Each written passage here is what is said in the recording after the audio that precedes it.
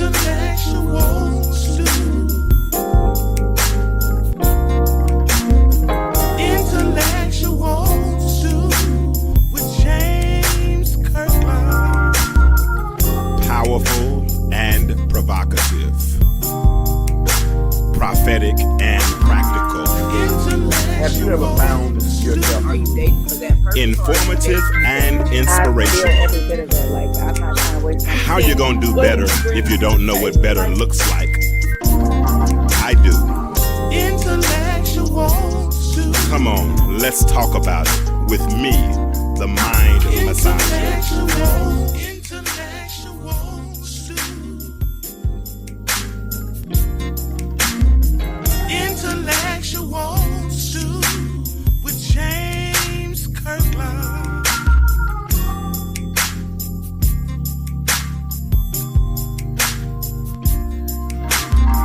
Intellectual stew.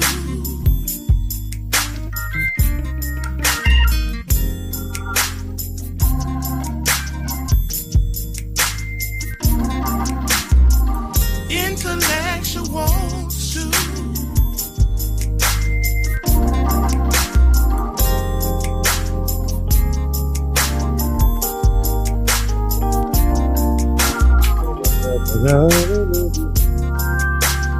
Y'all share this, please. If you can hear me, just throw it one in the chat or something. Let me know you can hear me. Intellectual stew with James Kirkland. Can you hear me, Lisa? Intellectual stew. Y'all go ahead and share this so we can get some people on and get a conversation started tonight. It's open mic night. I'm hoping you all got the conversation. Got a little something. Intellectual stew. Not a whole lot.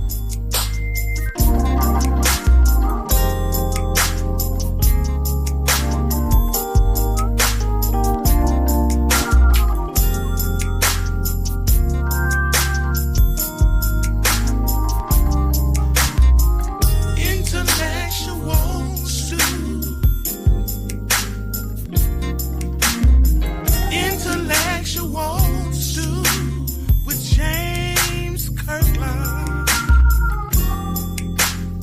I'm trying to share to get a few more people on so we can get started. Intellectual Text. stew. And get started.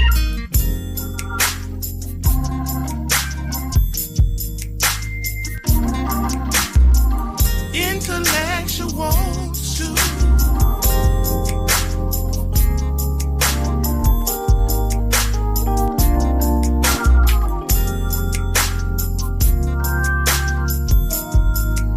Almost ready. Almost. Y'all go ahead. Come on in. Come on in. And share it as you come in. Please. Please. Pretty please.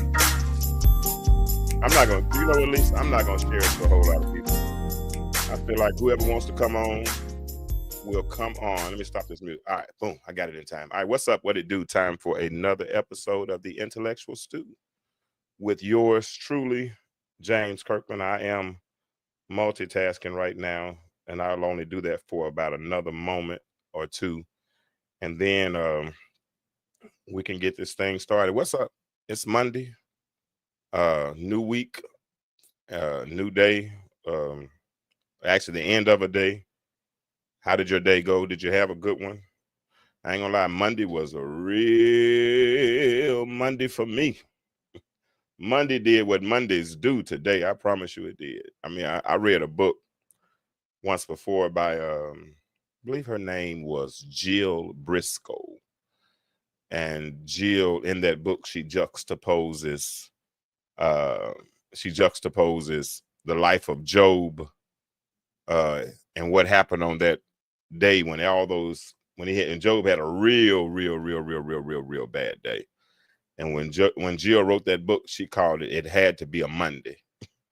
Because for so many people, Mondays are a mess. Mondays are difficult. Mondays are a struggle. And today was a Monday. But despite the fact, or however today might have gone for you, um, it's 9:35 p.m. Eastern Standard Time, 8:35 Central Standard Time. You've made it through the course of the day, and I think that's something to be celebrated. That's something to be thankful for. And if you did it right, if you did it right, there was some type of lesson you picked up today. And if you can take that lesson and apply it to your life, then I promise you that at some point it will prove to be profitable. It'll be proved to be profitable. So let me put the topic up tonight as usual, because we've relegated Monday nights to open mic night, and that's where we give you the space. As you come in, please, ma'am, please, sir, share this thread so that we can get other people involved in the conversation. So if you will, please, ma'am, please, sir, share this, whether you're listening on YouTube or whether you're listening on Facebook. Please, ma'am, please, sir, share this. And we're open mic night. The link is in the chat. The phone number is there on the screen, 404-860-2775. So whatever y'all are on, I'm on. I really try to stay away from politics. I see what's going on in the world. I don't know why. For some reason here lately, I've been breaking my own rule and watching the news. I'm usually one that doesn't watch the news because there's so much bad news associated with the news. So many times I just don't watch it. But lately I have been interested in some of the things that are going on in the news. Yeah. So what's up? I'm what are y'all on? I was watching this movie right before Showtime. I ain't gonna lie, I got a little late on me. I almost missed it. I've been watching this movie with Billy Bob Thornton called Sling Blade. Has anybody ever seen that movie before? It's old. I didn't know it was that old. I heard some cats at work talking about it. So I wanted to check it out. It's called Sling Blade, and it's getting pretty interesting. But I had to jump on here so that we can do open mic night. This is the place, Lisa.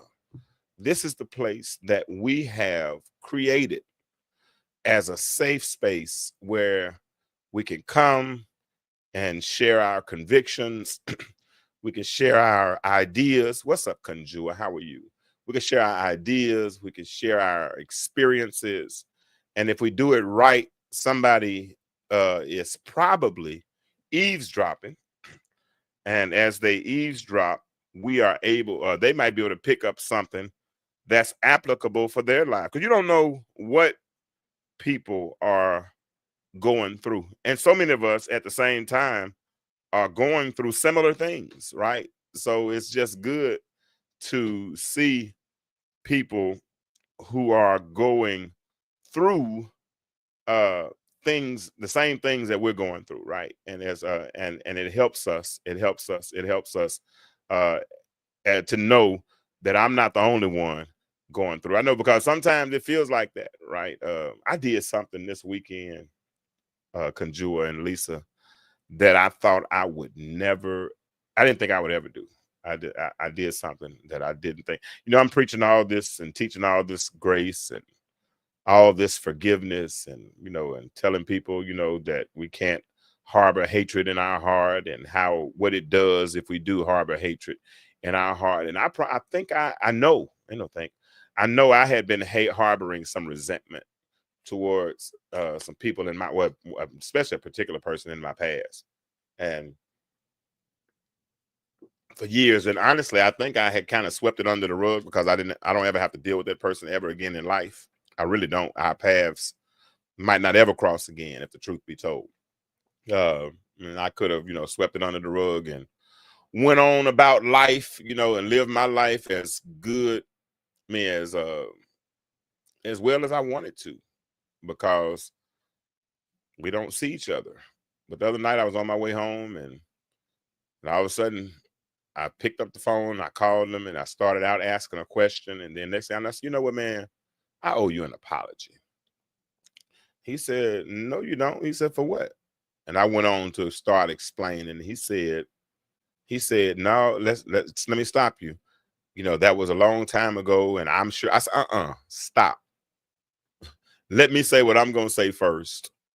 And then if you can say whatever you want to say, but I need to get this off me first. And I apologized, and I told him why I apologize. I'm gonna leave it as a secret because I don't want to expose anybody else's in this situation. But as far as who the person is, but I told him I apologize. I told him what I did wrong.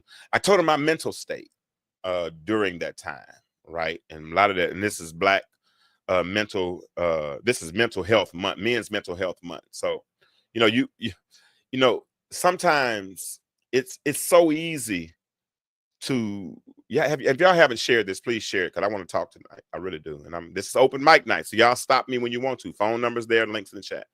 But so many times, Lisa and Conjua, it's so easy to create a new normal.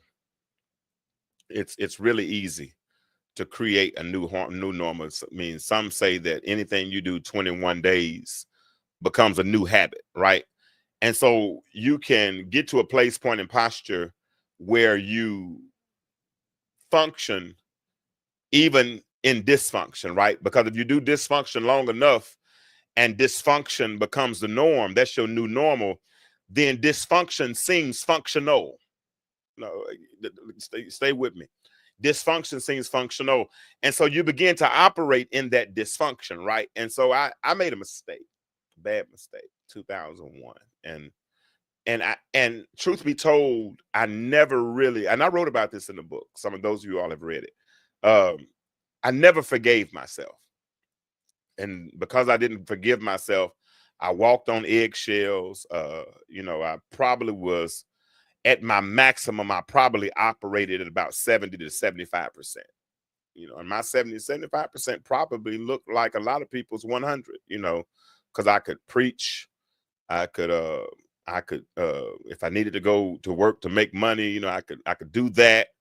I could do all of those. I could do everything I could especially when I went out in the public, because I've been teaching you all about the grace gap, and with the grace gap, how, you put on masks. So I could, even that 70%, I could put a mask on it to make it look like 100%, right? God, that's good. I could put a mask on it to make it look like, even though it was not 100%. Am I freezing? I'm frozen. And I'm gonna keep talking because I know nothing I can do. It's got to be the internet. I'm sorry, but if I'm back on, let me know. If I'm back on, let me know. I don't know why I'm freezing. It's the internet. I gotta be. But anyway, I could mask it and make the mask look like, is it me freezing or is you freezing? I could mask it and I could make 70% look like 100% because I'm in dysfunction, but I don't want people to know I'm dysfunctional. So I got to make it look really, really good. And because it looks normal. It looks the part. It does what it's supposed to do. Real talk, but truth be told, if I put an extra in it,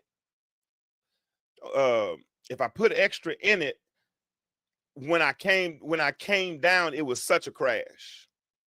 You know what I'm saying? Because I put so much, it was just like maximum overload, and you go through this for 10, 15, 17, 18 years, and it wears on you, right? And so, and you self-medicate, you do whatever you can, to get through those moments, right? And to just, and at the end of the day, all you really want to do is numb the pain, however you choose to do it, right? And whatever you do, whatever I did.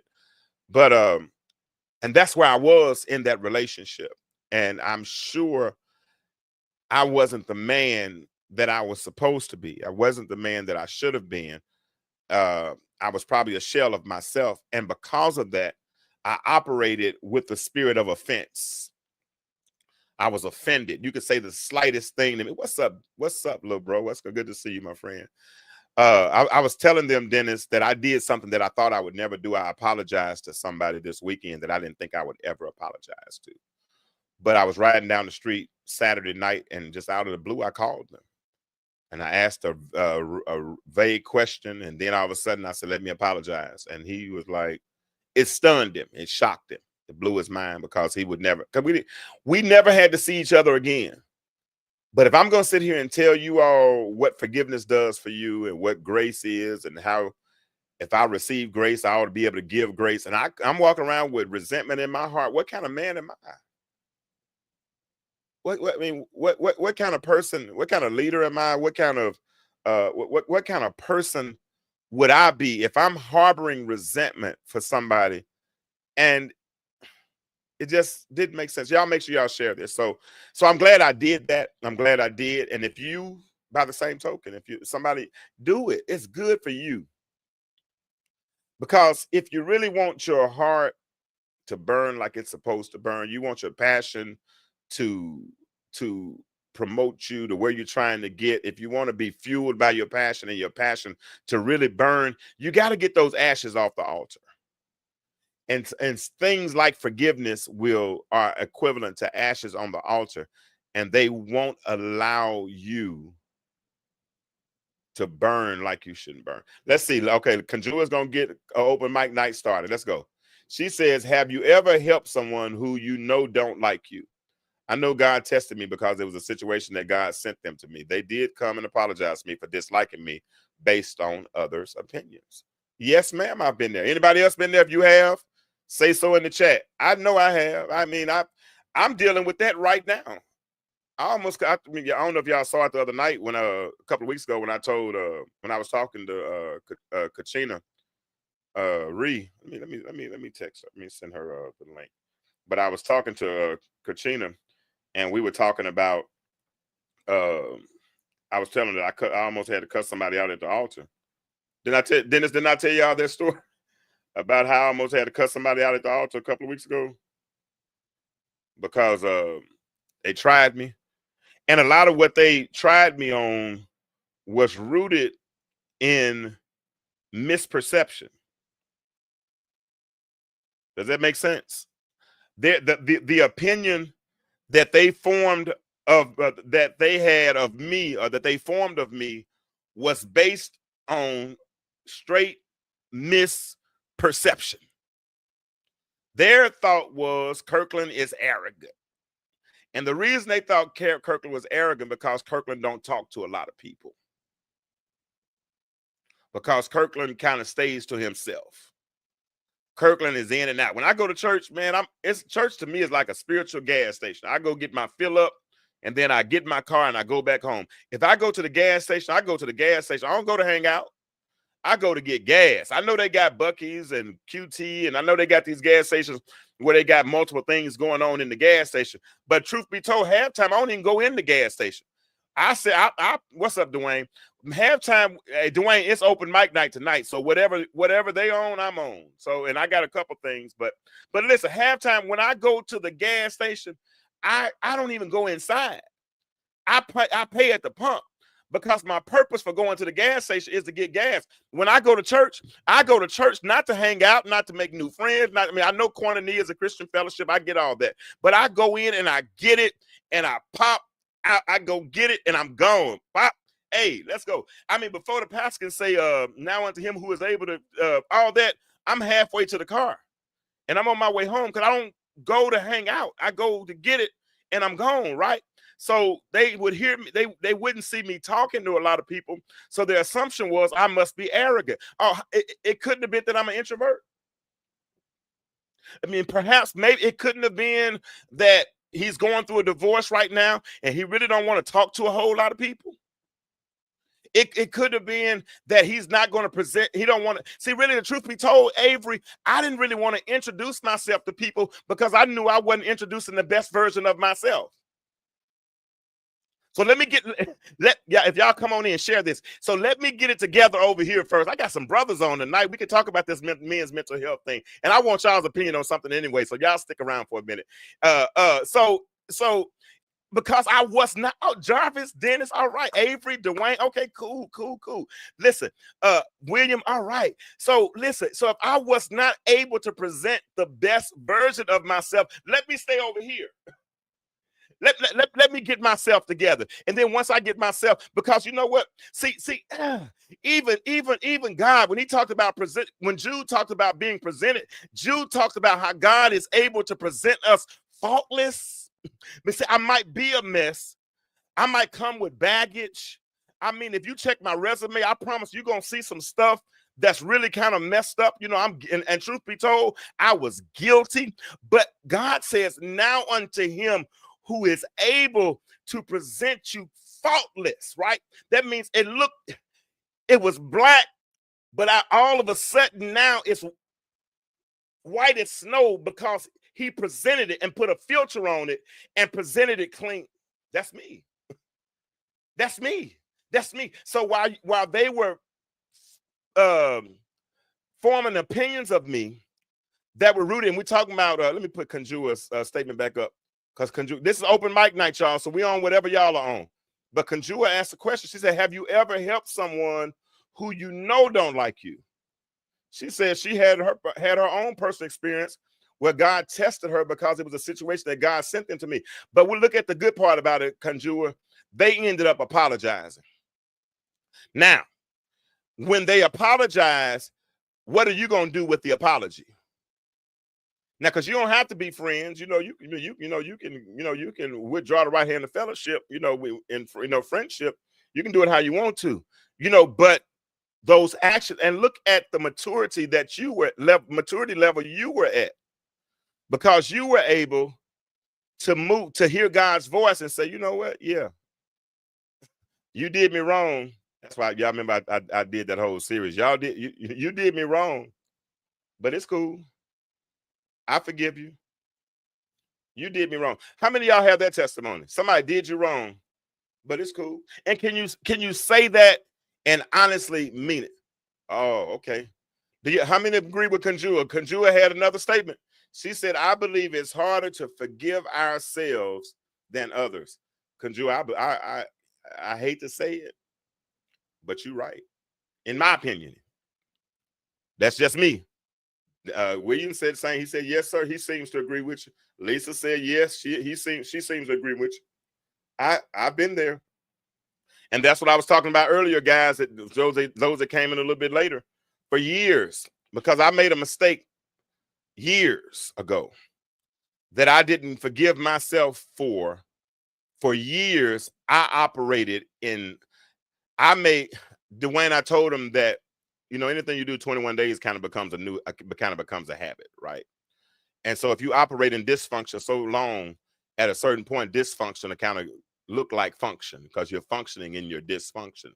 And so for years, you can go extended periods of time operating in dysfunction until you have that epiphany, right? My epiphany came in a mirror, looking at the mirror and saying, you know what? That ain't you. That's you. You're in there. I recognize you. And I had to really look deep inside of myself to do the work to make it out of where I was. And it took work. Since we talk about men's mental health, I mean, it's men's mental health month, we might as well. I had to do the work. And a lot of us, if you really do a self-assessment, and y'all talk to me, the phone number's there. The link is in the chat. So if you hit the link, you can come on video with me and we can discuss this. Or if you don't want to hit the link and be on video, you can call. You can call. So many of us are functionally dysfunctional and have no clue, because it's normal.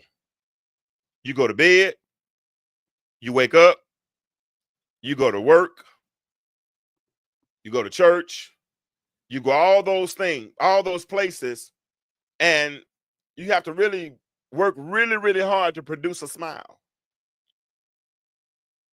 It takes a whole, you're insatiable, incapable of being satisfied, right? Nothing really, really ever seems to satisfy you. That it's operating in, you're depressed. You find yourself self-medicating, all these things that you do to get through. And you know what it's called? Somebody tell me what it's called. It's a good old C word. What's that C word? We do all these things just so we can cope. Because you know, and you put those masks on because you don't want people to see that you're hurting. When you're sitting here literally bleeding publicly. Because the woman with the issue of blood ain't the only one that had issues. I think I said something right there. The woman with the issue of blood is not the only one that bled publicly, and she's not the only one that have issues. Many of us bleed publicly every day. That's a metaphor for those that think that I'm saying something that I'm not. We do bleed publicly. And all we do is we put a Band-Aid, we put a mask on it. Why? Because we want to cover it up. Why? Because we don't want to see. You disagree? All right. Hey, come on with it. Let me see what his disagreement is. I'd rather you come on camera and disagree. He said, I'll disagree. I think the majority of people are able to lie to themselves so long that they believe that their hard life and missed opportunities are someone else's fault. That's dysfunction. I mean, I think we're saying the same thing, Dennis. I think I just said it in a compartmentalized way. I mean, I've said it in a comprehensive way. Absolutely. I don't disagree with that at all. That's part of dysfunction. Dysfunction is the mask. You said they will lie to themselves so long that they believe their hard they believe that their hard life and missed opportunities are someone else's fault. Absolutely. And that's operating, like I said a few minutes ago, with the spirit of offense. In the spirit of offense. Y'all see I talked that a couple weeks ago. Dealing with the spirit of offense. You'll walk around, ouch, don't step on my toe, out, just upset all the time because you're anticipating somebody doing you wrong. Because if you have a steady diet of disappointment, a lot of times what you're doing is waiting on the next disappointment to come. Does that make sense? Let me see what Dennis. Let me see what Dwayne said. I missed it. Oh yeah. He said we make the commitments to things that are outside of the will of the Father, yet we claim we love him. We've accepted his only begotten as our and that's submitting to a will. I know I've taught this, and I might have taught it wrong for long. I taught it right, but I didn't put the highlighter on the part that I should have put the highlighter on. Of course, God allows us to operate in his permissive will, but that's until we accept his will. Then once we accept his will, then it's no longer the permissive will. Now it's his will, right? Now we start to walk. That's why he said, if you love me, do what? Keep my commandments. There's a permissive will. Okay, we're going to go through that. All right, let me see. I missed Lisa's comment. Y'all don't want to come on and talk? Because I'm about to switch gears in a minute. Lisa, okay. Y'all encourage each other in the chat as well. I used to run from relationships with someone special because I was so damaged from a 14-year-old. It's so easy to do. I had to pray. Listen, it takes work. All of us are affected by something. And I have on a couple of places on my body, I have scars, and those scars used to be sores. And that's the maturity of a sore. If a sore matures long enough, eventually it becomes a scar. The difference is you still see evidence of the sore. You just don't see any. You just don't feel any pain associated with it. Does that make sense? And so what you've gone through, Conjure, it doesn't mean that you didn't go through it. The evidence is there. The scars are still there. But when you can get to the point where it no longer has the sensation of pain, where it's no longer a trigger. So many people operate by are affected by triggers, right? And I think people are so quick to pull the trigger finger, withdraw the right hand from Dennis. They'll withdraw the right hand of fellowship from good friendships because they're triggered, right? Triggers. I mean, and I think and I wanted to talk about this for a few minutes tonight. I think who all still there? Y'all, if you haven't shared this, please share it or tag about 2 or 3 people, because I want to get some people's opinion tonight. I want to get some people's opinions on what I'm about to talk about, because I think Dwayne Dwayne is, y'all, if y'all haven't following his podcast, he has a really, really, really good podcast on Facebook and on YouTube. And I'm honored that he's even listening in with us tonight. So I appreciate you, Dwayne. But listen, I think that we might be activating the trigger finger a little too quickly these days. Especially, Conju, I'm about to change the subject right now. But I think especially when it comes to the block button. How many of y'all, by show of hands in the chat, how many of y'all are quick to use that block button? I'm trying to see something. How many of y'all will really block people? I want to see something. Y'all chat, y'all, by show of hands. I'm not going any further until y'all answer my question. How many of y'all will block people, like on social media, on your phones, anything? I mean, if somebody get on your nerves, yada, yada, yada. How many of you are real quick to block people? For real, tell the truth. Conjua says she will. Lisa said she raised her hand, she will. Who else? Anybody else that's listening in the chat? Because I'm trying to see something. How many people in the chat are quick to use the block button? Where the brothers at? Do y'all block people? Yes or no? If you don't block people, say no. All right, William say he doesn't block people. If you don't, say I don't. If you do, just raise your hand, whatever. But I want to know how many people, only if they, but you will do it, but you're not, but okay, I don't have anyone blocked. Okay. Who else? Dwayne, I had it back. Have you been delivered or do you still block people, Dwayne? I want to know. I'm trying to see something. I'm not quick to do it though. No, okay. Not quick to do so though. Okay. Who are y'all? Keep talking to me. How many people are quick? Because I think people, Mara, this weekend, one of my homegirls, right? We've been knowing each other for years. I will if needed. I hadn't really blocked many people, and I'm not quick to do it. But one of my homegirls from the crib, from Little Rock, North Little Rock. I'm gonna go and say it, from North Little Rock, not just Little Rock. One of my homegirls this weekend, we were chatting, and she got mad and said something. I said something, and first of all, she misinterpreted what I said. Let me just be clear on that. First of all, she misinterpreted what I said. And I know intention and impact are two different things.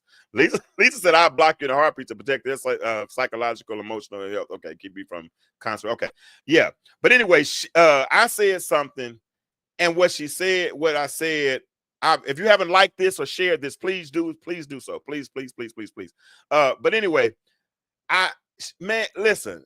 What's up, Camilla? I'm very quick to block. Okay, Camilla. Most of the women seem to be saying, men who call me through Messenger are disrespectful hours, they don't know me like that. Okay, I get it. Seems like most of the women are saying they will block. Most of the men saying that I haven't, except for Dwayne. But Dwayne said he's been delivered now. But anyway, this young lady, I said something to her, and like I said, we've been cool since high school, for real talk. But anyway, whatever I said, she said something, and she's called me sick, and then she blocked me. And when she blocked me, I was kind of offended, right? But when I thought about that, I said, wait a minute, this person, I've been knowing this person for 30 years, and they just blocked me. Does that mean I'll never talk to them again? Because blocking is so final, right? And let's be real, blocking someone, it's final. But sometimes you don't need finality. Sometimes you just need a break. But when you block somebody, that's when you're saying, I'm done, no convo, no closure, no access, period. But let me ask you something. Are you really done, or are you temporarily mad?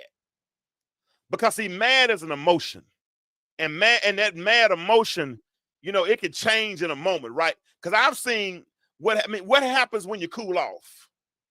After the dust settled, and now you're wondering, should I send them a friend request back? I've had people who block me, and then I'll look up and they'll send me a friend request. How that work? Did you really want to block me, or were you just mad in that moment? Because here it is. Thank you, Myra. Myra, you said something right then. Myra said sometimes people lack the ability to communicate through conflict. Because if you go through life withdrawing the right hand of fellowship from everybody in your life, you're going to end up sad, miserable, and alone. And but it's okay, because you'll create your reality. I get it.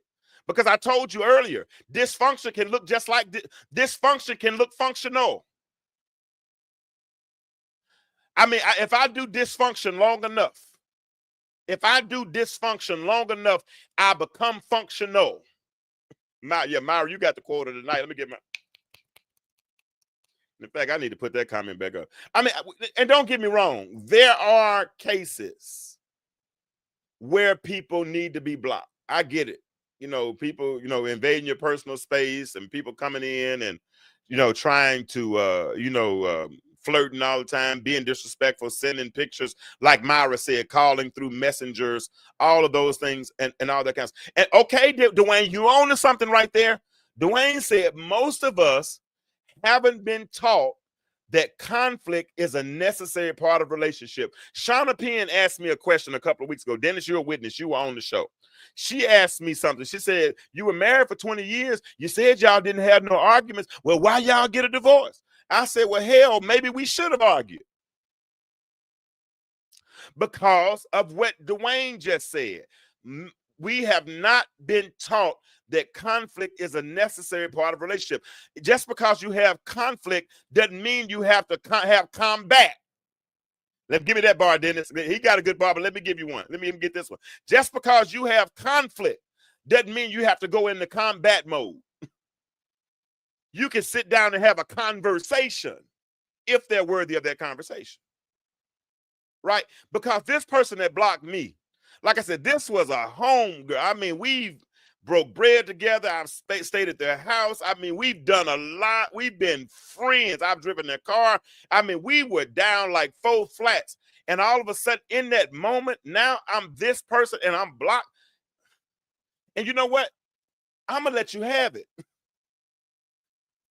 I had a homeboy of mine one time. He called himself withdrawing the right-handed fellowship. We're friends again now, thank God. But when he withdrew the right-handed fellowship, at least you know what I told him? I said, have a nice life in Jesus. And I thought it was tough then, but it was probably a part of me being hurt because I was offended. And so we run around and we block people. And so let me ask you a question. Let me ask y'all a question. Because I know women are gonna block most men. Dwayne said he's delivered now. No, not at all. None whatsoever. Not. We hadn't been on that. Well, maybe back in the day, but now, no, we hadn't been on that level in a minute. But whatever it is, I'm gonna let her sit with that one. I'm gonna let her ride with that one for real, and I'm gonna let her ride with it because on that one I'm matching energy. And I get it, how much of a person values you. I get that, but I'm cool. I'm so cool with it. I'm cool with it. I wasn't at first because, like I said, if you block somebody, that's so final. Especially if you cut off all access, right? Phone, email, Facebook, Instagram, all methods of communication. Now, because you know what? It was so funny until 2000, what was it, 2004, 2009, whenever social media came out. So many of us had lost connections with each other. Those of us that went to high school together and went to college together, and although if we didn't have Facebook, we didn't have access to each other.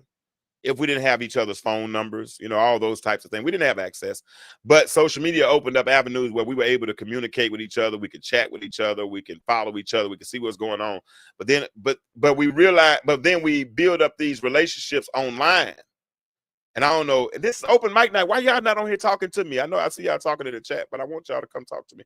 But then you get upset with somebody that's 7-8 hours away, that it ain't like they can come knock on your door. I can't. I couldn't. It's not like I could, you know what I'm saying? So, whatever. Let me see what my boy Jarvis said. Jarvis, if you want to come on, you can. I ain't stopping you tonight. Jarvis, that's my boy. Best thing a good friend, okay, let me read it. Best thing a good friend Sean Strickland told me, I'm going to teach you how I expect to be treated as a friend, and it involved communication expectation. Yeah, absolutely. And you have to teach people how to treat you. Otherwise, they're going to treat you how they want to treat you. People will treat you how they want to treat you until you teach them how to treat you. But there's a way to do that as well. And I had to learn it. I had to learn it, because I was doing it wrong for so long. Sometimes yeah, please, if you haven't liked or reacted to this post, I prefer you heart it, but if you don't heart it, if you at least like it, and if you will share it, then we can get some more people in on this conversation. I want to ask you all a question. Now, most of the men on here that I've seen have said they don't block people. If you're coming in now and you are new to the conversation, my question is, do you use the block button on social media? Do you use it? If you do use it, say yes, I use it. If you don't use it, say no, I don't. Hold on. Are you calling me on the right phone, Myra? Or hold on. Which phone are you calling me on? Which phone are you calling me on? Okay, hold on. Myra's calling me on the other line. I did it wrong. Hold on. Let me accept. Because it goes to my phone through. Myra, hang up and call right back, please. I messed up. Call back one more time. All right, y'all, I messed it up. She was calling, but she wants to say something, so let me let her in. All right, if you use the block button, I won't call right back, Myra, please. I'm sorry, I messed up. If you use the block button, raise your hand in the chat, say yes. If you don't, say no, I don't. I'm trying to see something. That's my caller. I got it right this time. It goes through my phone too. All right, Myra, I got to get you. Turn your volume down because I can hear my echo. All right, so I got to get Myra in here, you all. Hold on one second. Hold on. All right, share screen, voice call, share. All right, let me do this. All right. All right, can y'all hear Myra? Say yes or no. Say something, Myra. Let me hold on. Don't start talking. Let me make sure they can hear you because I might not have you in there. Can y'all hear her? Say yes or no, please. If you can't, I think I know what I did wrong. Hold on. All right, now they can hear you for sure. All right, go ahead. Y'all say y'all can hear her, right? Y'all can hear her. Say yes. Drop a 1 in the chat or say yes if you can hear her. Say something, Myra, so they can hear you. They can't hear you if you ain't talking. Right. Hey, can you guys hear me? Hello. They still can't. Y'all still can't hear her. Hold on. You should be on now. Do you need me to call you from call your other number? No, they can hear you now. I knew they could. They say okay. It's delayed. Go ahead. Oh, okay. Well, no. I mean, you changed the topic right when I was calling, so you start asking. Still on open mic night. Talk about whatever you want to talk about. We're on open mic night. Go ahead. Oh, okay. Well, you just asking about blocking. Now, I know on social media, I tend to be quicker to block people because, you have all these keyboard gangsters. And these are people that you probably would never meet in life, especially if you're in different groups and things like that. And you make a comment, you can kind of tell somebody's kind of hating on you or just, trying to twist things into a negative light or whatever. So if I feel like someone's being disrespectful or they're trying to be in this thing where they're going back and forth disrespectfully, then I just go ahead and I just did that just automatically. Now, if someone has like a healthy debate, oh, I'm all for that all day, every day. But yeah, but blocking in real life people that I know, I'm not quick to do that because I'm a very patient person. And I know that sometimes people may have like different things going on and sometimes they may need to cool off. Yeah. But, I'm going to always, show people or teach people how to treat me. Yeah. You say, for instance, if I'm having a heated conversation and someone hangs up in my face. Okay. I'll give them a moment, but I'll let them know in the future. Don't disrespect me and I won't disrespect you. As a matter of fact, just because you disrespect me, I'm not going to drop to your level and, reciprocate. I'll just end it. It's just real quick to do that. But, so that blocking thing, I noticed that some people just do it immediately. And I feel like those are people who don't want to put the energy or the effort into actually talking something out. Yeah. Or they don't respect what you have to say enough to even listen to what you're saying. So I think it's a lot of immaturity that goes behind, someone who's just quick to block. And that's my opinion, not to offend anyone, but just in general. Yeah, and please let's let that be under that is the rule that we don't give right or wrong answers. We only give relevant answers. You only do what works for you. You know what I'm saying? Nobody's telling nobody how to live, right? But to me, like I said, Myra, earlier, I think blocking is so final. You know what I'm saying? And I can get it. I'm like, I feel Dwayne. Dwayne said earlier, to protect the integrity of his page, he has to block people. Me, I get that. If somebody's coming on here and spamming my page, or people coming in my inbox, I get people coming in my inbox talking crazy too. They gotta go. But I don't know those people. But people that I know in real life that have the nerve to get mad at me. I don't care if I was in a relationship with you and we've been, talking, and all of a sudden you done got mad and you want to block me. I mean, that is so offensive to me. That's just me. But I appreciate you, Myra, for coming on and sharing your story. You got anything else you want to share with us tonight? Well, no, that's pretty much it. I'll step aside and let the next person step forward. Well, I hope Thanks for having me. I hope somebody else steps forward. We'll see. But thank you, man. We'll see you next time. All right. Okay. All right, guys. Bye. All right. I think I have Chauncey on. Let me see. Chauncey, are you there, Chauncey? He clicked on the camera link, but I guess he's not there. All right. All right, listen, this is going to be the rule. You can come on camera, but when you come on camera, there's a place to do a private chat back there. Send me a message and let me know that you are actually trying to get on, okay? So, because sometimes y'all click on the link and I don't think y'all really realize what y'all clicking on. But if you really want to get on the camera, when you come in the back room, there's a little area that says private chat. Just let me know that you really do want to get on video. Now, the phone line is on. I got it here right now, don't I? Good job, Myra. That was good. But Myra, I agree with you 100%. I'm not going to call people immature, but I just think that we're triggered. I think that so many people are triggered and don't even realize how triggered they are. I mean, we're all the effects of orientation, right? I mean, it's some things that happened to some of us in our childhood or growing up, I think negative things that happened that we didn't like. And when we see something, since we're talking about mental health, when we see something that reminds us of the trauma, then the first thing that happens is the trigger. We put our finger on the trigger finger. And when we put on the trigger finger, it's going to be some type of reaction. Even if the reaction is as simple as saying, ouch. Even if the reaction is as simple as cussing somebody out, right? Dennis, I have a confession. My little brother, we talk. I have a confession. I think as I get older, Greg Williams and Myra and Lisa, Dennis, I think my anxiety is increasing, especially when it comes to driving. I really don't like driving. I really don't. I told y'all about a couple weeks ago when I was on my way to work, and this car slid across the lane in front of me and had a wreck, turned all upside down, but it came right in front of me. So right now, whenever I see somebody driving down the road, it seems like they're getting over to the left or the right. It makes me think they're coming in my lane. My anxiety kind of kicks in a little bit because I keep thinking about that anxiety. That's a trigger. And until I deal with that trigger, it's going to continue to show up, right?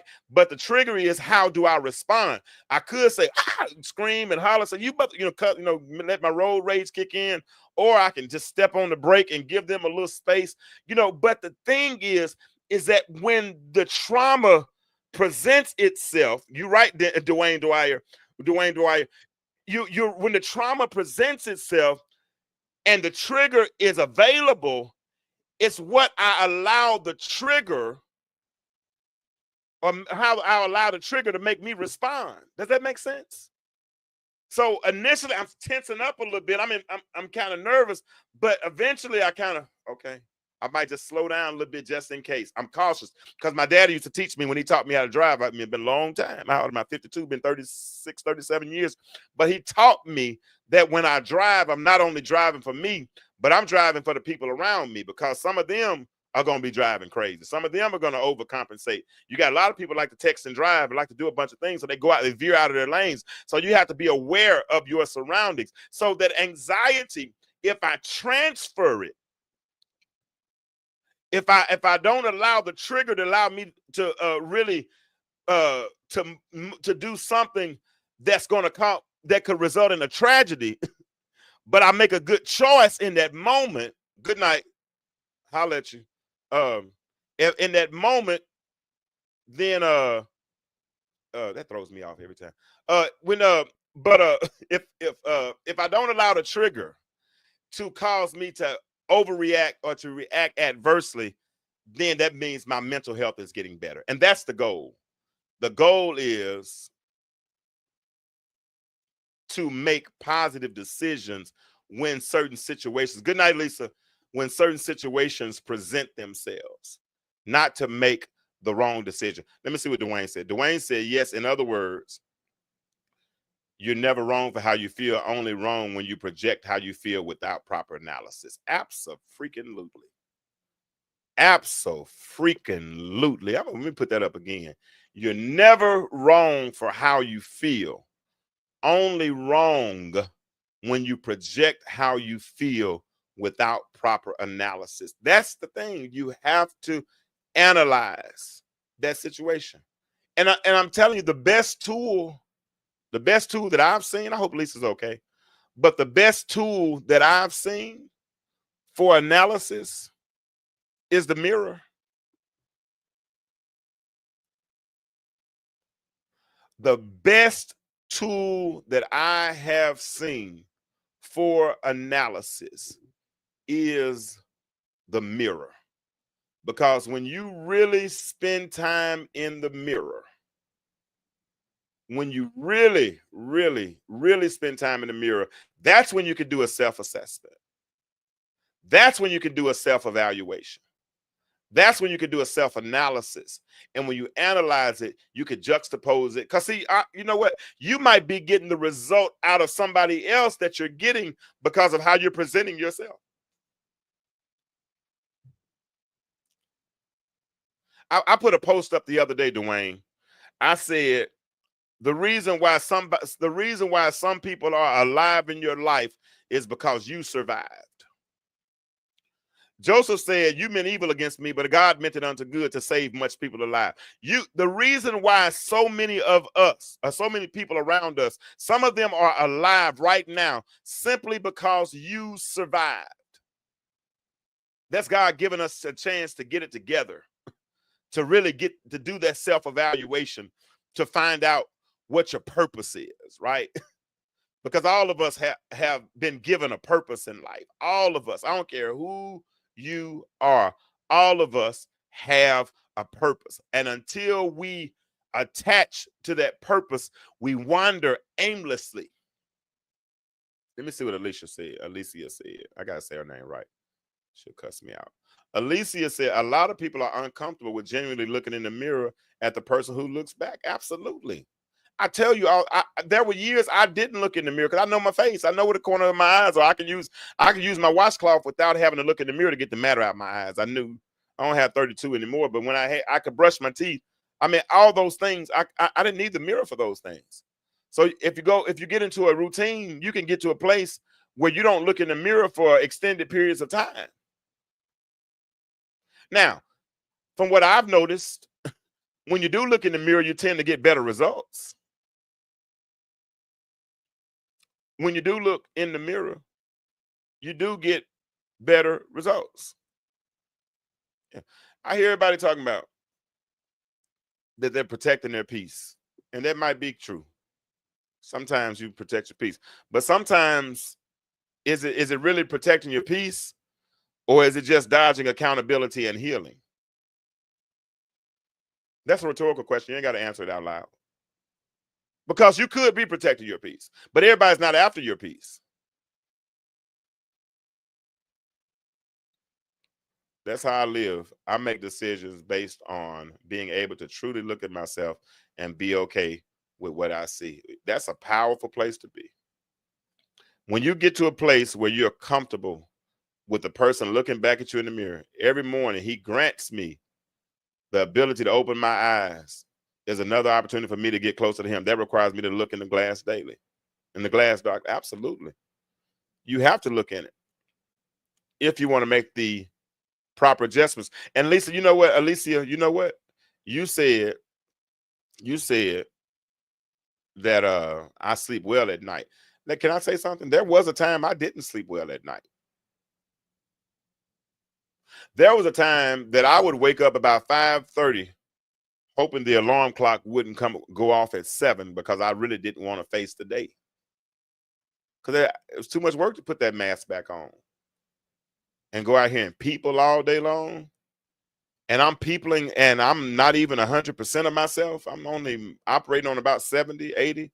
And I got to do this every day. I got to dress it up, put a tie on it, put on a suit, got my hair cut at least once a week. Didn't even know how to shave. I just let the barber do that because I wasn't growing a whole lot back then anyway. But that's how I masked it, because I was operating in dysfunction for years. I wasn't at peace with myself. So it was probably people who could have brought me peace that I rejected.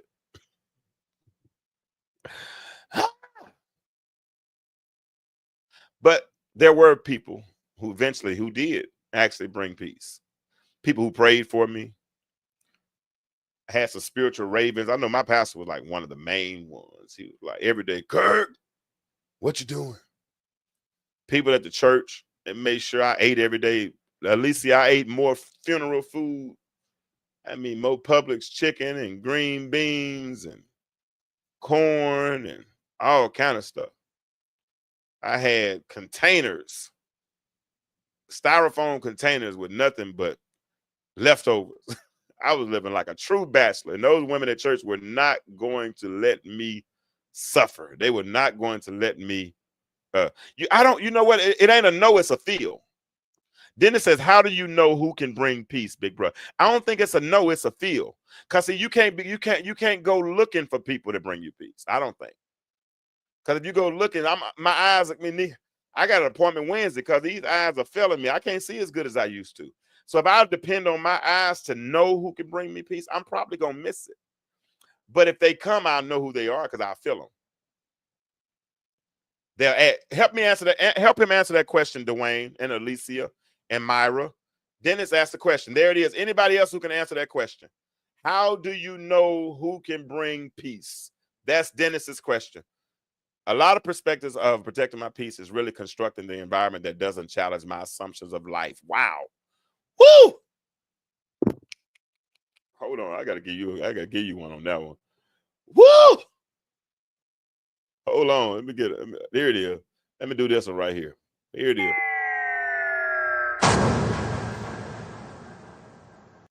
Yeah, I had to blow one up. Let me give you one.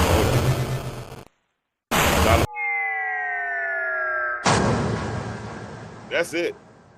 You are absolutely right. I'm gonna put your question back up, Dennis, but hold on. Hold on. All right, there it is. All right. A lot of our perspectives of protecting my peace is really constructing the environment that doesn't, man, you need to come on and say that so I can make a reel out of that doesn't challenge my assumptions of life. We don't want to know. We are worshiping the God of our imagination as opposed to the God of glory. Boy, I need to send you an offering on that. Good Lord, that's good. Let me put Dennis's question back up. Anybody else want to answer Dennis's question? I hope he accepts my answer, but anybody else want to answer? Dennis says, how do you know who can bring peace? He said, man, send me a friend request. Yeah, no. Hey, and Dwayne, Dennis is a cold young brother too. He really is. And he is doing an awesome job with his children. He got daughters that are like D1, getting ready to be D1 athletes and basketball and track and whatnot. So Dennis is doing a heck of a job. Happy Father's Day to all you all from yesterday who had a good Father's Day. My daughters took me out bowling, and I do realize one thing. I suck at bowling now. I used to be pretty good, but I'm horrible now. I mean, I felt flashes of my comeback of when I used to be able to bowl, but overall, my concentration wasn't there, and my back don't do what my back used to do. And Kennedy had the nerve to pay for unlimited bowling, like we were gonna do it all day. That's like us going to a buffet. It really don't make sense because we just don't eat a whole lot. but I'll go, because I'm gonna get the salad. I go to Crackle, I'm gonna get a salad. Then I'm gonna wait in line and get the chicken wings. Give me 3 or 4 wings. Then I'm gonna give me some mashed potatoes and gravy, and I'm gonna get some green. I'm gonna get some green beans. I'm gonna get some okra. That's how we say it in Arkansas, okra. I'm gonna give me some okra, and I'm gonna eat that. Then if they got some pecan pie, I'm gonna give me some pecan pie. But I ain't gonna eat a whole lot. I ain't gonna. You see me struggling on? At least you didn't talk about me. I appreciate that. All right, Dwayne answered your question. He said, Dennis Pippen, no person can bring me peace. Peace is a characteristic of the fruit of the spirit. When I put the responsibility on someone else, expectation is soon to follow. Ooh. Oh. Anybody else want to tackle Dennis's question? How do you know who can bring you peace? Now let me ask you something, Dwayne. I'm gonna follow up his question. Now, I know they might not be able to bring you peace, but if you let them, they can disturb your peace, right? She said you can close it with that. Close it now, Dwayne. She said you can close it, Dwayne. She said you done summed it all up. I've been trying to get Dwayne to let us do a show together. One of these days, I would love to do a show with Dwayne and Dennis. That would be a very, very good show. That would be a very good show because both of those brothers are sharp. And I love, what I love about Dennis? I love Dennis's inquisitiveness. He has a desire to know. He has a desire to know and a desire to learn. And while he has a desire to know and a desire to learn, he's sitting on a wealth of knowledge himself because he's maximized his 42, 43 years. And I love it. He played D1 ball. He's all right, let's do it. He's played D1 ball. He's coaching his daughters through that, and I know that makes a major, major difference. Okay, Myra answered your question, Dennis. She said discernment is my detector. Now, discernment, a lot of people, I think, Myra, I know you cool. You're in good territory because I know you. But I think a lot of people use the term discernment loosely. Do you agree? Because I view discernment as a spiritual gift. And I read in the book where it says something about how God gives those separately to whomever he chooses to give them to. That means he don't give them to everybody. And I think so many people use that term. I don't know, but I'll leave that alone. Jennifer says someone you can be. Hold on, my mouse is doing something on its own. Okay, here we go. All right. Someone you can be vulnerable with and be your authentic self. Are you saying, Jennifer? Because the question is, how can a person bring you peace? So you're saying if that person is vulnerable and you can be your authentic self, then that's the person that can bring you peace. Okay, I got you. Dennis, what's up? You liking these answers? Talk to me, DP. Talk to me, little bro. You liking these answers? This is what open mic night's supposed to do. Now we're gonna get to the point where more people come on video and more people come on and call in. But I'm satisfied with what's going on tonight. I appreciate you all. Dennis, are you cool with those answers? Is there any follow-up questions? Jennifer, we were talking earlier. People that give you peace make you feel peaceful. That's good old Arkansas, Rose City, Meadow Park. Dennis, Kawana, one of my homegirls in Little Rock that I've been cool with for like 30 years, blocked me this weekend, and I'm offended. I'm offended. First, I was offended. Now I don't give I don't give a flip. But I was offended, and the reason I was offended, Kawana, because you know them, I won't say who they are. But we've been kicking it for years. I mean, like my homegirl, man, we cool, but she blocked me, and when she blocked me, Kawana, that was so final. And I think about it, even if you were mad in that moment, instead of blocking me, I know Facebook got this thing that says take a break, where you don't see that post anymore. Or, they can't, if you don't want them to inbox you, they can't inbox you, all those things. But when you block somebody, you're saying I'm done. And that's what they say. Now I'm cool with that. I'm gonna let them live in that. I don't have a problem. I'm gonna be all right. I promise I'm gonna be all right. But to me, that was so final. And you know me. If anybody on this live right now on this show that knows me, Kawana Walton Yancey knows James Kirkland. We've been knowing each other since we were in high school when I was about in 10th or 11th grade. And you can snooze them, exactly. Since we were like in the 10th, 11th grade. So I've been knowing Kawana a very, very, very long time. And so she knows that I'm not going to do anything to purposely offend anyone. And if I do, I'll apologize so fast. Me and her got into it one time. We got into it. I'm telling our business, Kawana. We got into it, but I couldn't even let it get out of my mouth good without coming back with an apology to an extent, because so when they did that, so when I see people use that block button so easily, that trigger finger is itching, Jack. It just trips me out. And what I've noticed tonight is that most of the men don't block. Dwayne said he did, and he gave a reason why. He said with his show, he had, and he had to protect the integrity of his platform, all those kind. But let me ask a question: when we don't block, is that a sign of strength or a sign of stubbornness? Because it could be that instead of holding together, we really be holding on too long. And really, but to me, I don't think it's holding on at all, because I got 5,000 Facebook friends. I got 8,600 people following me.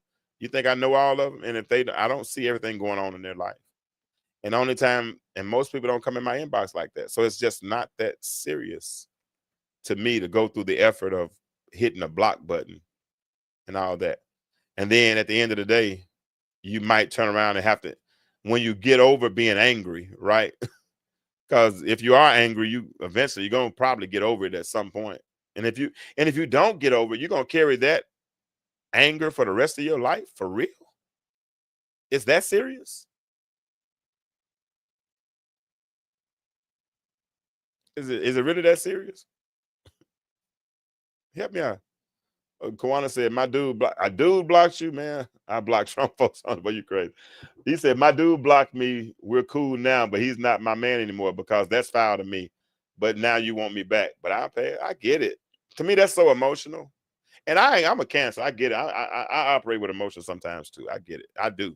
And I'm better now than I was. Avery said he blocked Trump folks. They might need to be blocked. And I probably, and Dennis, I won't say I don't have a block list, because I've had, scammers and, stuff like that try to come in your inbox. Now, those people, I don't know them though, but people that I know, I'm not going through the effort of doing that. But I think that's part of this whole cancel culture, or this cutoff culture that we live in. She said, this made me laugh. Avery Dennis asked you a question. He said, this made me laugh, but do you really block them? I will. I've seen some people do some. I've had to block. Those on social media, like I said, to protect my page, I've had to block some people too that come on. And then especially during when Obama was running for president, because it revealed a lot of people's real racist tendencies that we didn't know. Just because we went to the same school and sat in the same classroom didn't mean we got the same education. And that stuff became so exposed because people on social media was just letting it all hang out, telling everybody how they felt, right? Yeah, because like I said, you can sit in the same classroom and not get the same education. Yeah, but Dennis said, I never block anyone because I can't learn anything if I talk to people who think like it. And it's not only the people that think just like me. And I get what you're saying, Dennis. I do. But when some of the racist stuff that was coming through, especially during the Obama days, because we grew up in where you live at? What city you live in? I know it's somewhere in Illinois. Is it Champaign? What city do you live in there? And what's the demographics there? Is it mostly black? Is it mostly white? Is it 80-20? Answer that for me, Dennis. Because we grew up in Little Rock, North Little Rock, should I say. And North Little Rock's probably, what would you say, Avery? It was almost 50-50. You're in Plainfield, Illinois. Growing up, is that where you grew up and went to high school? Avery, because where we grew up was probably almost 50-50. Would you say, Avery? It was pretty close. Going to Old Main and all Northeast, all those, it was about 75%. Wow. So you saw it for real. Yeah, we were probably half and half, and we were real cool in high school. We hung out. We had friends. I mean, really good friends. We played ball together. We kicked it together. I mean, there was racism, but you're from Juliet. Okay, now Juliet, what's the demographics there? But we were cool. I mean, we sat at each other's dinner tables and we played ball together. We did all those things. But when Obama ran for president, man, the stuff that we learned about people that we were cool with, it was overwhelming. I mean, it was real. Yeah. No, it wasn't like that, Kawan. I'll tell you about it later. We'll talk about it later on. I'll tell you, it was a miss. It was most issues are incubated in misattributions. It's when you misperceive or have a misconception, misdiagnosis of what you thought it was, and it wasn't. It was something totally different. But I get it. But yeah, so no, though, and during that season, I have to admit, I was a little younger and I'm not as mature. And Dennis, you're a strong brother. I appreciate that about you. But no, during that time, I wasn't trying to hear it because I can think of some of them, and some of them blocked me because of my views, you know. And I don't really get off into politics like that because I don't think we'll ever truly agree anyway. So, listen, it's been cool tonight. Many times you don't see racism until opportunity presents itself. Absolutely. I remember one of my friends, he said, man, I remember growing up, I mean, I would hear my dad use the N-word all around the table and all these and said, but then I came to your house and met your family, and I knew right then that wasn't true because what my dad was saying about them, you know, your family didn't represent any. So, you know, like I said, you can sit in the same classroom, but not necessarily get the same education. And that's what was going. I think that happened a lot and I think social media exposed all that. I really do. Listen, it's 10:41. I've been on for an hour and 11 minutes. I appreciate all of you all for being on. But I am getting ready to wind it on down now. If y'all have any final questions or anybody want to call in, make a statement about the show, anything of the sort, listen, I want to thank my sponsors, Coy London from Longwood. She has a Longwood Pharmacy. She has an any lab testing facility there in Orlando, Florida. From Urban Apparel in Flint, Michigan, Thomas Smith, he's a proprietor. They support us as well. And if you want to be a part of the sponsorship package, I have all those as well who send in patrons and send in cash apps to support. I appreciate you all. That's what it takes to support this platform. Listen, I am going to extend the deadline for the contest because I didn't put the date on the flyer, and I'm sorry.